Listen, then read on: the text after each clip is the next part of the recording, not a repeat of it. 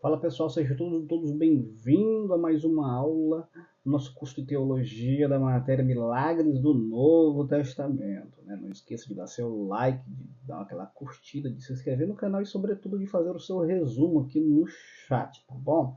Que é como proposta aí da sua avaliação deste módulo. Nós estamos aqui na matéria de Milagres do Novo Testamento, falamos sobre alguns milagres de Jesus nas aulas anteriores. E hoje vamos falar um pouco mais sobre, vamos voltar à dinâmica anterior, voltamos os milagres que foi realizado principalmente nos evangelhos, principalmente por Jesus, né? Penso que daqui para concluir todas as aulas, vamos falar também sobre alguns milagres que ocorreu ali no livro de Atos dos Apóstolos, dentre outros, tá bom?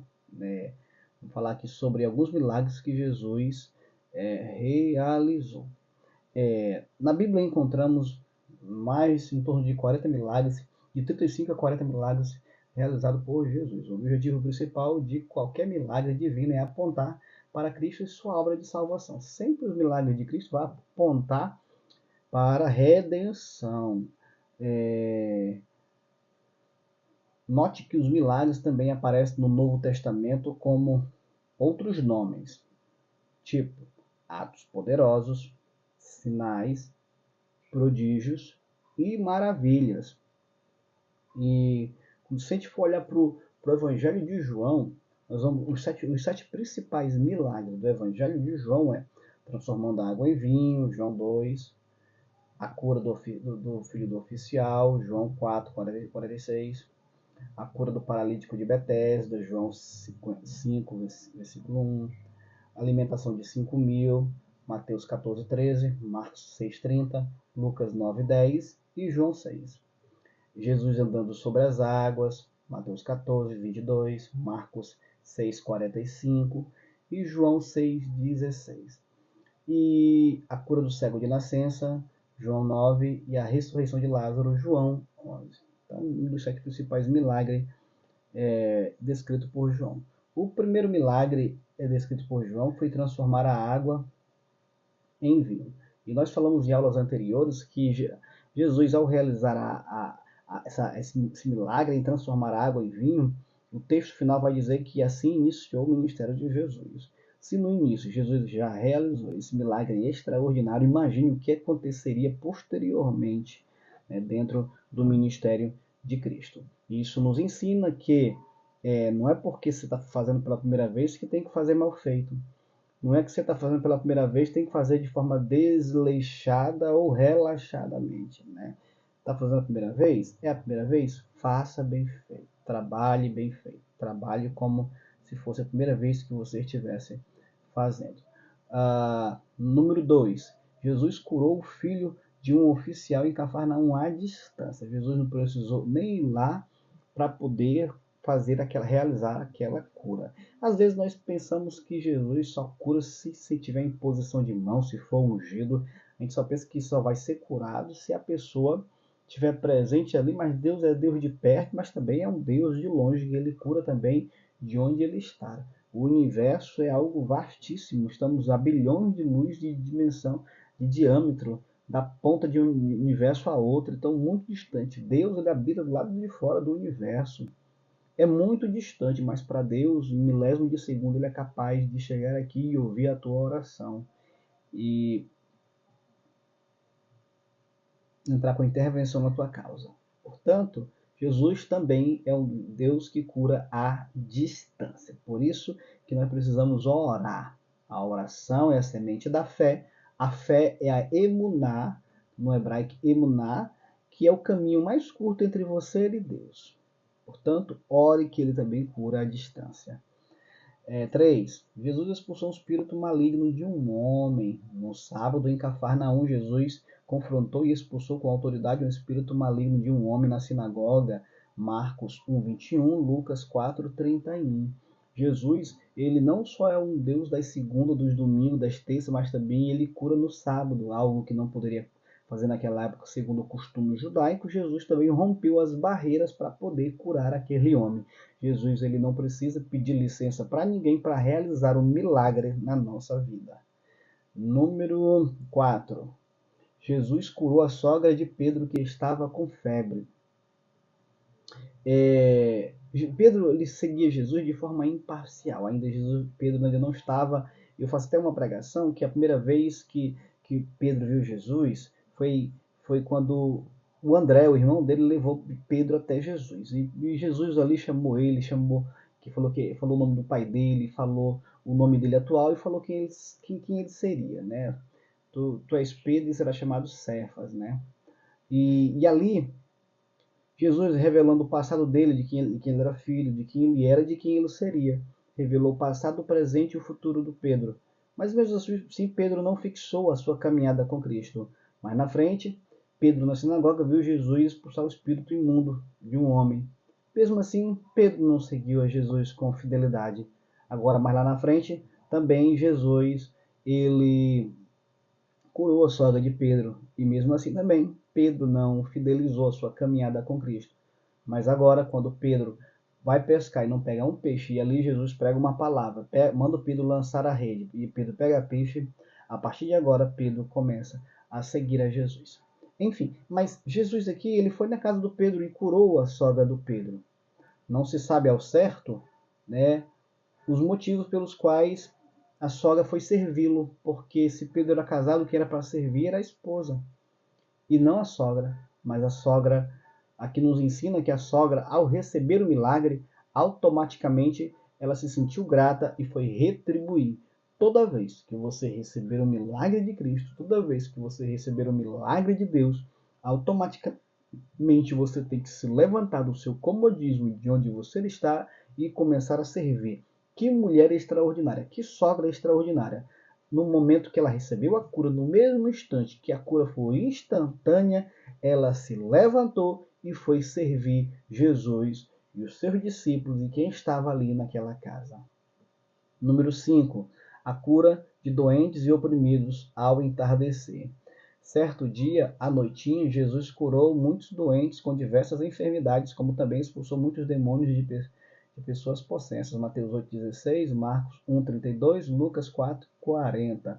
Então, Jesus não tinha hora para curar. Não se tem hora para o milagre acontecer na nossa vida. Não tem hora, não tem dia, não tem mês, não tem ano. A cura é dele, ele cura quando ele quer, do jeito que ele quer, na hora que ele quer, como ele quer, e ninguém pode impedir a soberania de Deus. Número 6, a primeira pesca maravilhosa, o Lago de Genezaré. O Lago de Genezaré é um lago que tem aproximadamente 20 km de comprimento, 13 de largura, e esse lago era conhecido pelas suas tempestades, é conhecido também por ela abastecer todas as regiões circunvizinhas com os peixes. É um lago de água doce, apesar de ser chamado mar, mas era devido ao seu tamanho, a sua dimensão. Era um lago muito gigante. O é ainda, que está lá em Lucas capítulo 5. E nessa feita, o milagre. E aqui tem um paradoxo, porque aqui esse título é conhecido como pesca maravilhosa. Em João 21 é conhecido como pesca milagrosa. Qual a diferença da maravilhosa para milagrosa? Você vai ver uns paradoxos. Por exemplo, na pesca maravilhosa, pelo qual nós estamos falando aqui agora, na pesca maravilhosa, Pedro ele foi para o mar alto, ele foi para as profundezas, quando Jesus mandou lançar as redes. Já na pesca milagrosa, foi no raso. Aqui, na pesca maravilhosa, as redes se romperam. Lá na milagrosa, as redes não se romperam. Aqui na maravilhosa, os peixes eram pequenos, mas lá na milagrosa, os peixes eram grandes. Ou seja, aqui na pesca maravilhosa, aqui, Pedro ainda estava debaixo do jugo da lei, mas lá na pesca milagrosa, Pedro já estava no jugo da graça. Aqui na milagrosa, na maravilhosa, Pedro estava no início do ministério de Jesus, mas lá na milagrosa, Pedro já conhecia todo o ministério e os feitos de Jesus Cristo. Aqui foi esse milagre, eu penso que foi que o estopim, foi o auge que foi o milagre que fez com que Pedro se convertesse de fato a Jesus. Por quê? Porque Jesus mexeu no bolso dele, e quando Jesus mexeu no bolso dele, quando foi de manhã cedo, quando Pedro chegou no lago de Genezaré e ele viu todo mundo ali. O Flávio José disse que podia se ver em torno de quase 400 barcos, gente.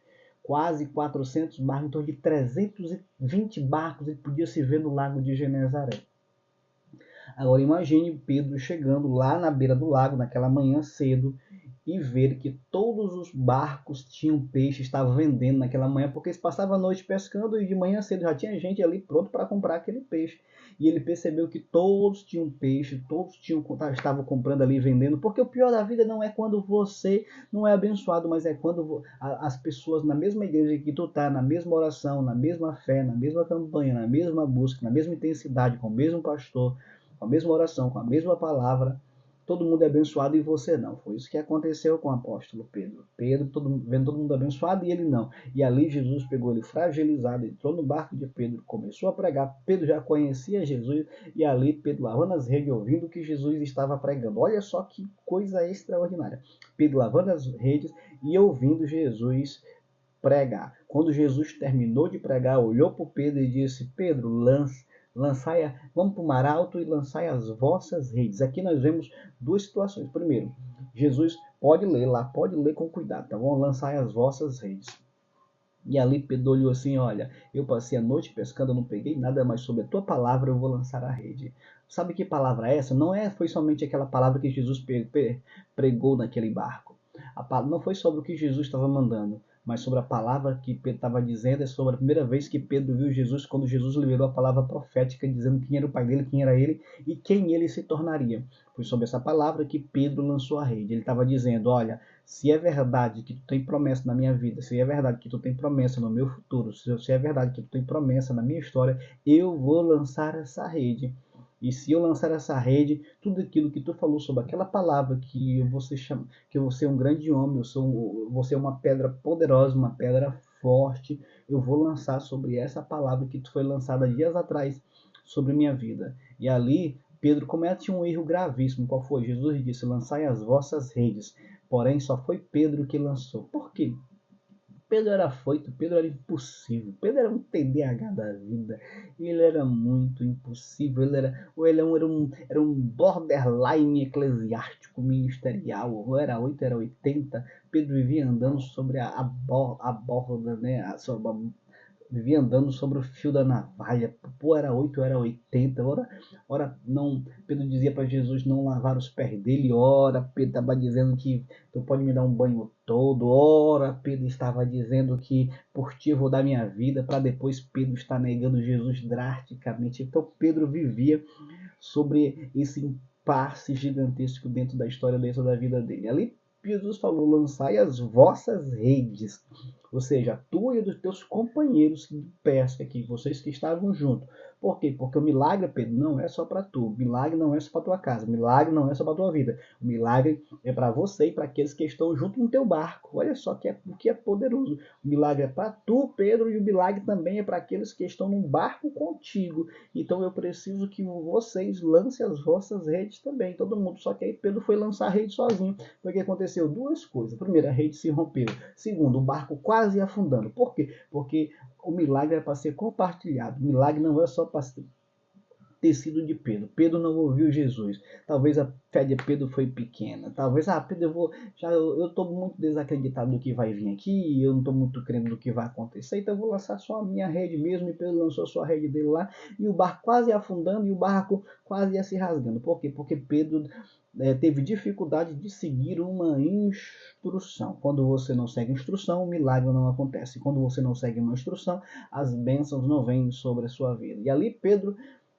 o Pedro automaticamente, quando ele viu que o milagre aconteceu, tinha muitos peixes, ele acenou para os companheiros foram lá, ajudaram, pegaram o peixe.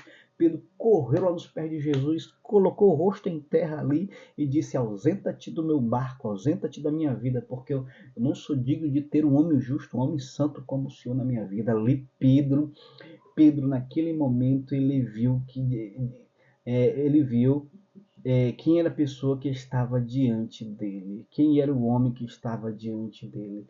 Pedro ficou extremamente embasbacado, impactado com o homem que estava diante dele. E Jesus talvez olhou para Pedro, sorriu e disse: Pedro, eu não vim na tua vida só para um momento, eu não vim só para visitar a tua vida por um momento, eu vim para mudar a tua história, Pedro. Pedro, Vinde após mim e eu vos farei pescadores de homens. A partir de agora, Pedro, tu não vai mais pescar peixe, não. Tu vai pescar outro tipo de peixe. Tu vai pegar peixe vivo, que daqui a pouco estarão mortos. Tu vai deixar de pescar peixe vivo, que daqui a pouco estarão mortos, para pescar peixes mortos, para proporcionar vida eterna. Pedro, me segue, Pedro. E ali, Pedro seguiu Jesus. Estamos na aula aqui, Milagres do Novo Testamento. E até a próxima aula.